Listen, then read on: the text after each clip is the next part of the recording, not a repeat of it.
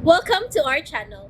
And welcome sa atong mga new viewers ug ayaw mo kalimot sa pag-subscribe sa atong YouTube channel sa Radio Drama Bisaya. O click na lang pud mo sa notification bell below aron ma-notify mo sa atong mga bagong uploads. And daghang salamat sa pagpadayon ninyong pagsuporta o pagpadayong pagpaminaw sa atong mga nagkadaiyang Drama Bisaya. Maong just chill and relax and enjoy the drama. Tierra del Sur. Unsa? Oh, kanang nag-drive nga mao gyud nagrabihan. Murag patay naman sir oy. Oh, Wa naman mahitsura ang iyang naong taon. Ginoo ko. Sila ka na si Krisha ug si Brina. Mao ka. Oh, excuse me, Nabalaka ko. Di ko mahimutan nga maguna-una nila ni Krisha ug Brina. Oh my God. Di lang gid unta sila. Dili lang unta. Hello? Jo Marie? Basta ka karon? Krisha, niya sa ospital. Nidalikat kog duaw ni Maki. Mo ipagsud pa namo sa lungsod sa Latiara. Nanganaog mi si Brana og kadiyot kay nay auto dinhi nga nadasmag. Labihan ka ko pa Lord, salamat kay dili gyud ito sila. Hello? Jo Marie? Oh. Hello?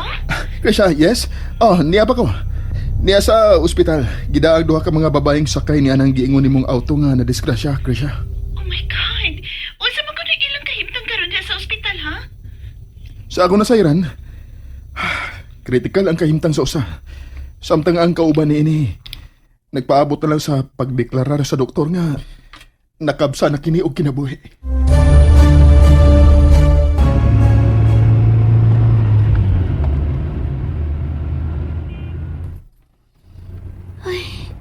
Intawan sab sa duha ka mga babae, uy. Naluoy kaayo ko nga nakunahon na nila sa ilang gidagatan. Misang ko intaon sa wagyud damha nga trahedyang ilaon ang pagbakasyon. Bitaw, kaluoy intawan. Well, ingon man gyud ni anang kinabuhi sa tao, Brenna. Husto ka. Dili gid nato matagaan ang mamahimong dagan sa mga pangitapo nga posible natong masugatan. Mao nga dili kita malimot sa pag-ampo. Kay ang Diyos naman gyud mo ay nahibaw kung kanus akitan niya kuha, di ba? O kung sa unsang paagiha.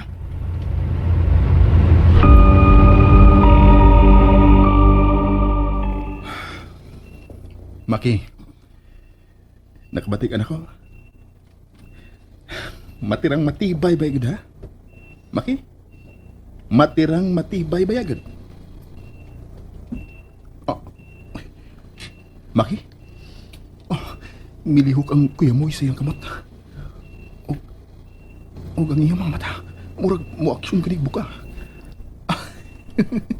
Maayo kini nga kalambuan na alang sa iyang sitwasyon. Sultihan ko na yung bahay ni ina, doktor.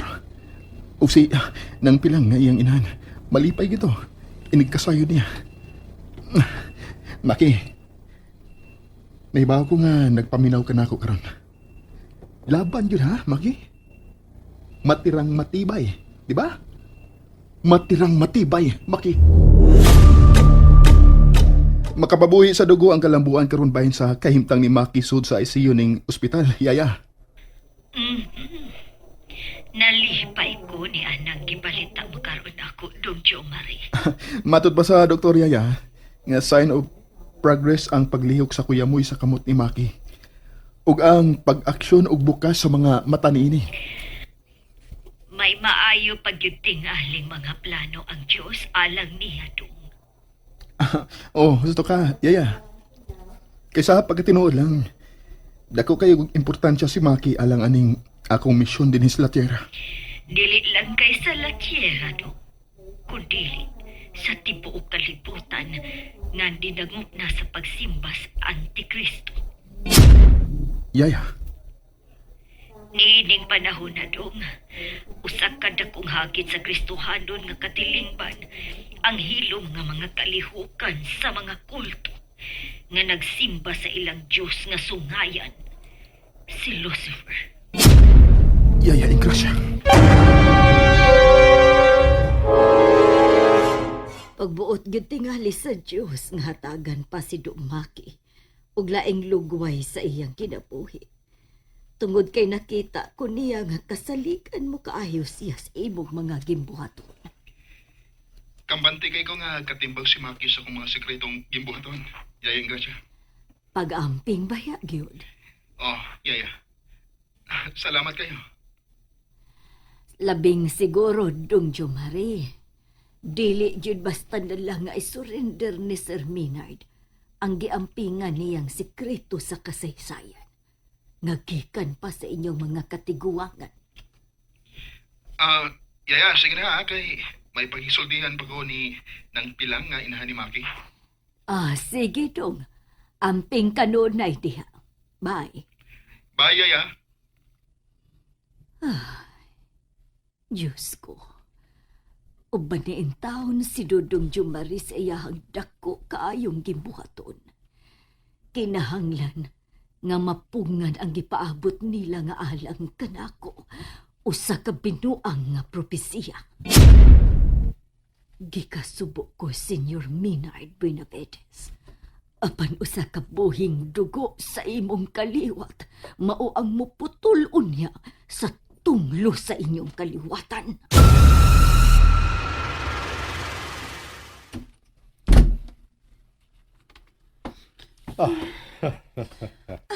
Mayong paghimalik din sa kirang bahay sa mga Benavides. Iha Krisya. Thanks, Tito Menard. Wa para ba din si Iho Jo Marie Iha. Kay midalikyat sa ospital nga naimutangan sa iyang driver. Nga si Maki. Oh, nagkasulti na may sa phone, Tito. Nanawag ko niya. Okay. Asa naman to si Brina? Pero singon mapahimutang na ang inyong mga bagay.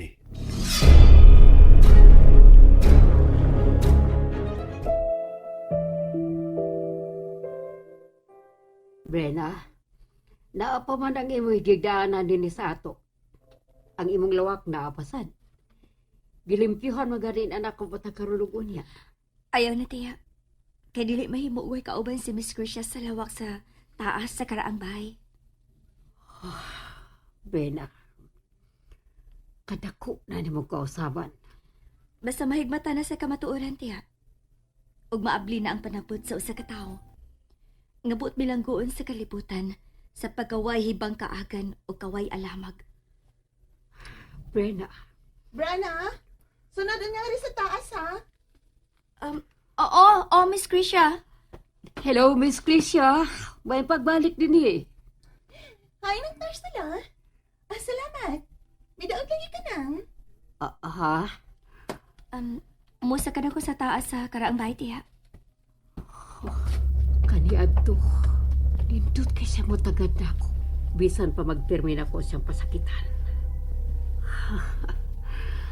Ang taas nga edukasyon, o ang pagpuyo niya sa syudad, mao ginakapausab niya. Kay sukat lang siya mo adtog syudad, unya na kay eskwelag kolehiyo. Nakat-o na siyang mahiubos na ako, o hapit dili na gani mo tahon. Huwag niyang panagway. Nabulit na ng makeup parehas na Miss Krisha.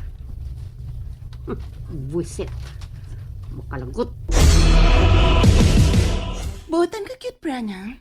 Kimitahod ra gihapon kaninang tars sila. Dili na ko ilimod nga naapaghapon ang kasakit na akong gibati. Naapa ang kahiubos. Apa nagpabilin pa maghihapon ang akong pagrespeto niya, Miss Krisha. Di ko makarelate, anak, oy. Kay maldita ba ko? Oh, nanahisakiran nga ni Abot. Si Jo Marie na ron. Nana, si Jo Marie! Ako siya sugaton, ha?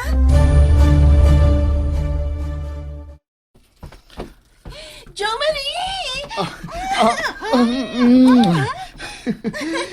Ingawa na gina ko sa kong pinanggaw. Ako sab. Gimingaw kay kunin mo. Si Brena. Ta sa among room. Sa taas sa karaang bay. Kumusta ang biyahe? Okay na? Okay na gid kaayo. Good. Tingali gigutom na sila si Miss Krisha o Brena. Anda man naman ang giluto ni Risa nga pagkaon. Pagkaon na mo. Oo nang. Salamat lang. Krisha, tanas taas? Nang tars sila. May daog lagi ka nang. Masakitan ka? Ha? you have it, everyone. Stay tuned sa atong next episode. Bye!